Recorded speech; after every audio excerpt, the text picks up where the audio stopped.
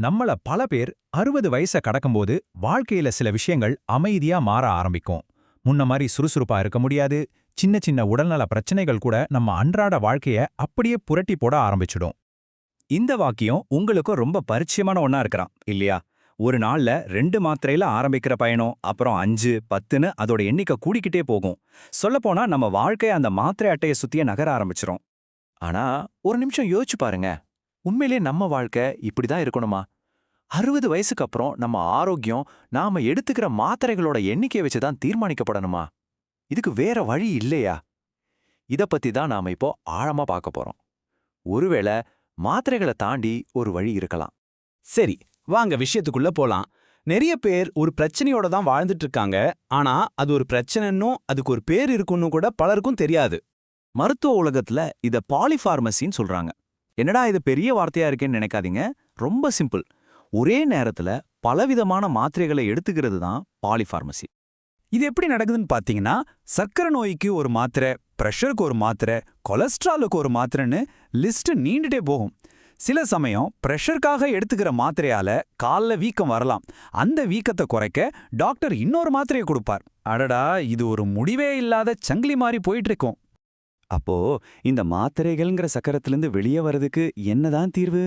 இப்போ நாம நம்ம உடம்புக்குள்ளேயே இருக்கிற இயற்கையான வலிமைய எப்படி மீட்டெடுக்கிறதுன்னு பார்க்க போறோம். ஆமா, நம்ம வாழ்க்கை முறையே ஒரு சக்தி வாய்ந்த மருந்தா மாத்த முடியும். இதோ இந்த 7 வழிகள் தான் அது. பார்க்கறதுக்கு ரொம்ப சாதாரணமா தெரியலாம். ஆனா இத சரியா செஞ்சா நம்ம உடல்ல ஒரு மிகப்பெரிய நல்ல மாற்றத்தை கொண்டு வர சக்தி இதுக்கு இருக்கு. வாங்க ஒவ்வொன்னையும் கொஞ்சம் விரிவா பார்க்கலாம். முதல் மருந்து, அதுவும் மிக மிக சக்தி வாய்ந்த மருந்து, நடைப்பயிற்சி. சொல்லப்போனா இது நம்ம உடம்போட இயற்கையான மருந்து. சரி, இது எப்படி வேலை செய்யுதுன்னு பார்க்கலாம்.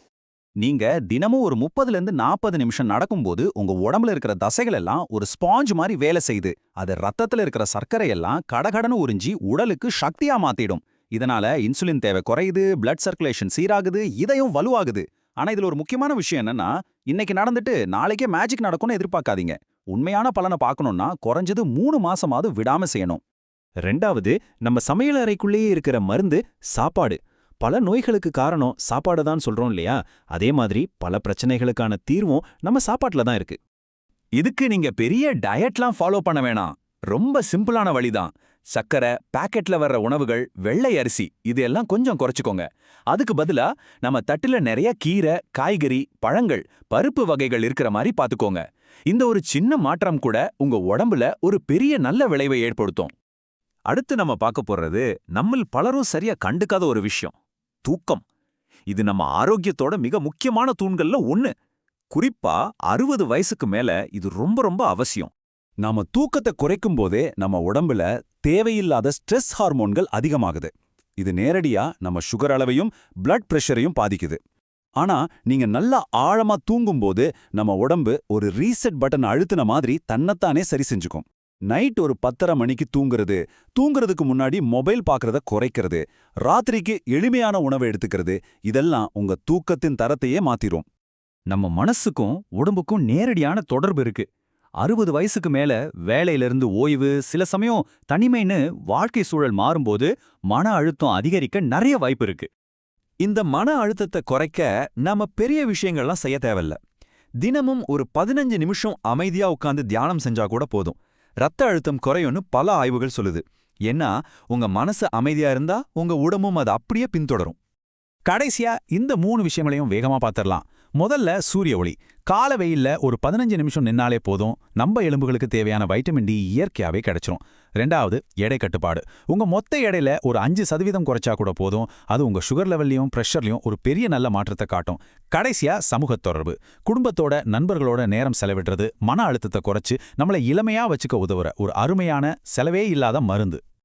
ஒரு நிமிஷம், இப்ப நான் சொல்லப் போறது ரொம்ப ரொம்ப முக்கியம். தயவு செஞ்சு கவனமா கேளுங்க. இந்த வழிகள் எல்லாமே உங்க டாக்டரோட ஆலோசனையோட சேர்ந்து செய்ய வேண்டிய விஷயங்கள். நீங்களா எந்த மருந்தையும் நிறுத்தவோ அளவை குறைக்கவோ ஜெட்டேலும் கூடாது. இது உங்க உடலை வலுவுபடுத்தி உங்க மருத்துவரை உங்களுக்கான மருந்தை குறைக்கிறதுக்கு உதவுற வழிகள் தானே தவிர நீங்களா எடுக்கிற முடிவு கிடையாது. சரி, நாம இப்ப இந்த விளக்கத்தோட முடிவுக்கு வர்றோம். இதுல முக்கியமான விஷயம் என்னன்னா, உங்க ஆரோக்கியத்தை உங்க கட்டுப்பாட்டுக்குள்ள எடுத்துக்கிறது தான். இந்த முக்கியமான குறிப்புகளை மட்டும் ஞாபகம் வச்சுக்கோங்க. முதல்ல, நம்ம உடம்புக்கு இயற்கையாவே தன்னை குணப்படுத்திக்கிற ஒரு அபாரமான சக்தி இருக்கு. ரெண்டாவது, பெரிய மாற்றங்கள் எல்லாமே நாம தினமும் செய்யற சின்ன சின்ன பழக்கங்கள்ல இருந்து தான் தொடங்குது. நம்ம நோக்கம் மருந்துகளை எதிர்க்கிறது இல்ல, நம்ம உடலை வலுப்படுத்தி மருந்துகளோட தேவையை குறைக்கிறது மட்டும்தான். கடைசியா ஒண்ணே சொல்லிக்கிறேன்.